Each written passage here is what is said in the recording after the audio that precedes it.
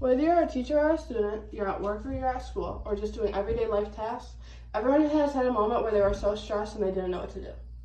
They then most likely made an irrational decision that they later had regret for and they faced consequences for. If they would have taken a moment to think of their other options, then they most likely would have made a rational decision where they faced zero to little consequences later. When the coronavirus pandemic came and in-person classes got shut down and moved to online, I thought about dropping all my current classes and not taking any more classes until they were back in person. If I would have done this, I would have pushed my graduation date further back and I would have lost all the progress I had made in my current classes. I'm glad I made the rational decision to continue doing classes online and not dropping out of my current classes.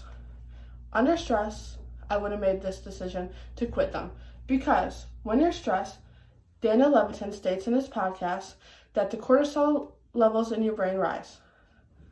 This increases your heart rate, this clouds your judgment, and modulates your adrenaline levels. Systems in your body also shut down, such as your digestive system, your libido, and your rational logical thinking while you're stressed. In the podcast named How to Stay Calm When Stressed by Daniel Levitin, he lists many ways to stay calm under stress. One way you can stay calm under stress is by using your perspective hindsight. Look ahead at things that could go wrong and look at other solutions that eliminate them from going wrong. Another thing you can do around your house is you can designate a place, like your table, like a keychain rack, a bowl, something around your house, and you can put like your easily lost things there, such as like your keys, your ID, your wallet, anything like that.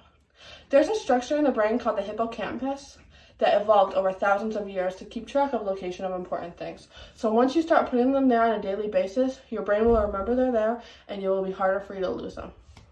For travel, take a cell phone picture of your credit card, your passport, your driver's license, and email it to yourself and save it in the cloud.